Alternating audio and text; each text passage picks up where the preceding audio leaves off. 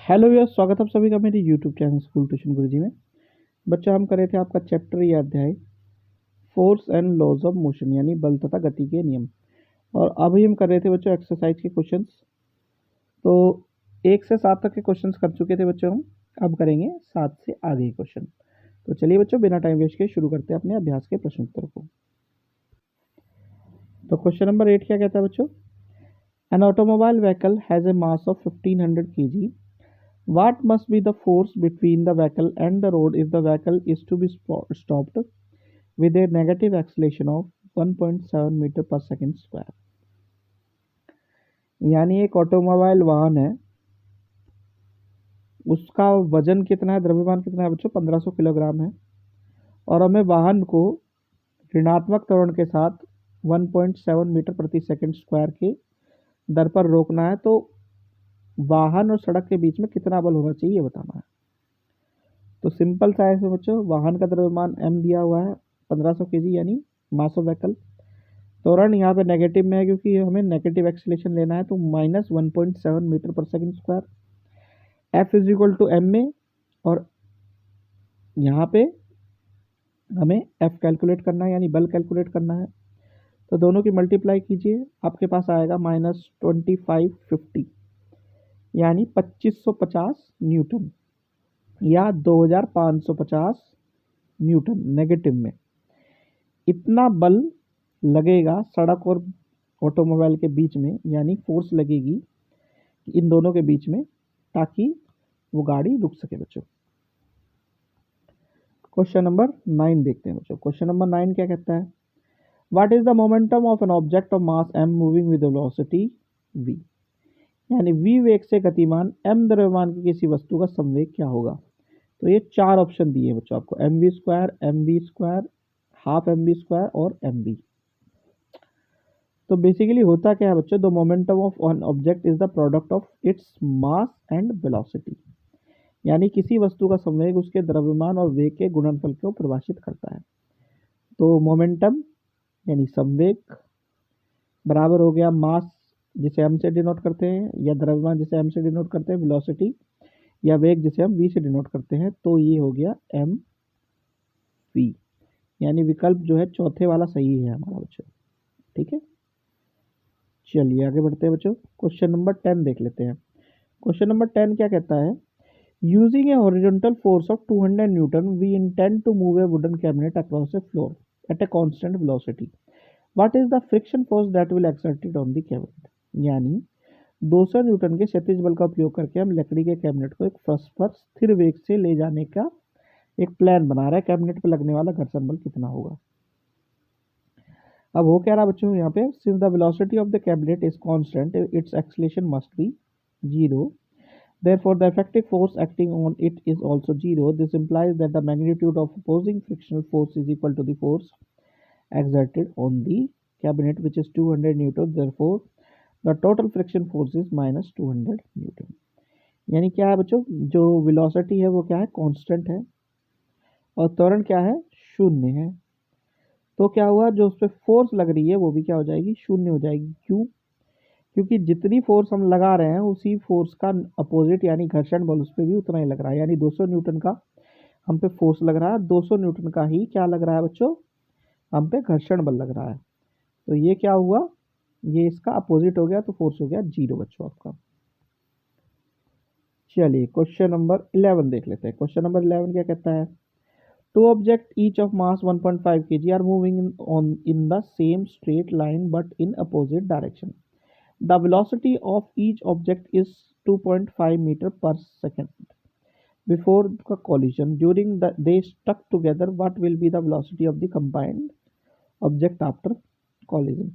यानी दो वस्तुएं, प्रत्येक का द्रव्यमान 1.5 kg है और सीधी रेखा में विपरीत दिशाओं में घूम रही हैं। टक्कर से पहले प्रत्येक वस्तु का वेग कितना था? 2.5 मीटर पर सेकेंड। अब ये इस दौरान एक दूसरे से टक्कर करती है, कोलाइड करती हैं। अब टक्कर के बाद इनका जो वेग होगा वो कितना होगा ये हमें बताना है बच्चों। तो बच्चों यहाँ पे पहले वाला का द्रव्यमान है कितना? m1 कितना है? 1.5 kg। m2 कितना है? 1.5 kg। टक्कर से पहली वस्तुओं का वेग कितना है, v1 क्या है 2.5 मीटर प्रति सेकंड। अब क्योंकि v2 जो है दूसरी साइड में चल रही है तो उसका माइनस में 2.5 मीटर पर सेकंड। अब total momentum before collision is equal to total momentum after collision, यानी टक्कर से पहले कुल संवेग बराबर हो जाता है टक्कर के बाद के कुल संवेग के। तो m1 v1 plus m2 v2 is equal to m1 plus m2 v। अब इसमें जब पुटअप करेंगे हम वैल्यूज को तो हमारे पास क्या आएगा v इज इक्वल टू 0, यानी therefore the velocity of the combined object after the collision is 0 metre पर सेकंड बच्चों। ठीक है,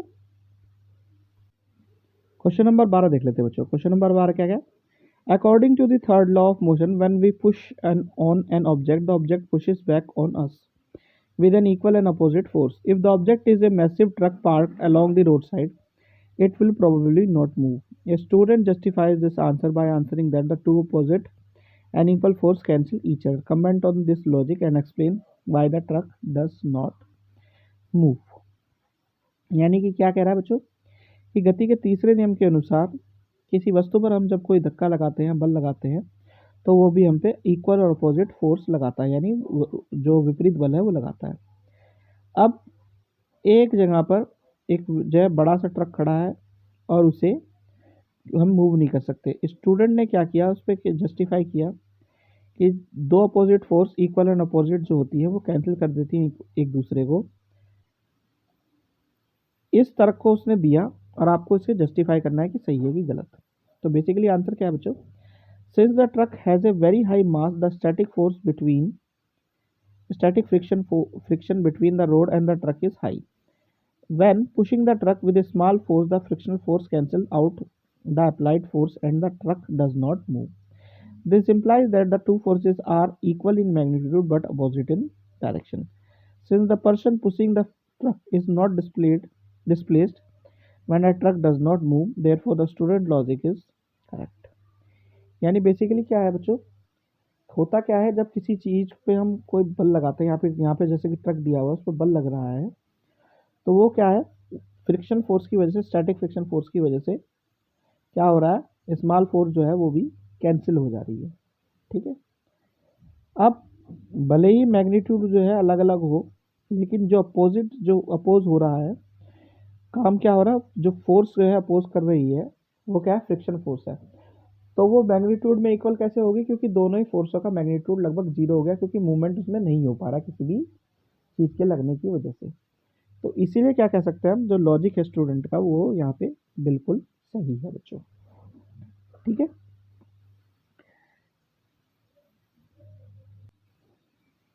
तो चलिए बच्चों अगला क्वेश्चन देखते हैं। अगला क्वेश्चन है आपका क्वेश्चन नंबर 13। क्वेश्चन नंबर 13 क्या कहता है, A hockey ball of mass 200 gram traveling at a 10 meter per second is struck by a hockey stick so as to return it along its original path with a velocity of 5 meter per second. Calculate the magnitude of change of momentum occurred in the motion of the hockey ball by the force applied by the hockey stick. यानी एक hockey ball जिसका द्रव्यमान 200 ग्राम है 10 metre प्रति second की दर से एक hockey stick से लगने के बाद सीधी रेखा में जा रही थी, लेकिन जब उसे किसी दूसरी हॉकी स्टिक ने मारा तो वो सेम पाथ पे रिटर्न कर जाती है 5 मीटर प्रति सेकंड की दर से। अब इसमें जो आपका संवेग है वो आपको कैलकुलेट करना है। ठीक है बच्चों, जिससे कि ये चेंज ऑफ मोशन हुआ है। तो मास क्या है यहाँ पे, m क्या है, द्रव्यमान क्या है बच्चों 200 ग्राम, प्रारंभिक वेग u यानी इनिशियल वेलोसिटी u क्या है 10 मीटर पर सेकंड, अंतिम वेग v आपका है फाइनल वेलोसिटी -5 मीटर पर सेकंड। अब इनिशियल मोमेंटम कितना हो गया, mu is equal to 200 into 10 is equal to 2000 gram metre पर सेकंड। फिर फाइनल मोमेंटम कितना हो गया 1000 वाला। अब change in momentum mv minus mu। ठीक है, तो ये कितना आ गया बच्चों आपका,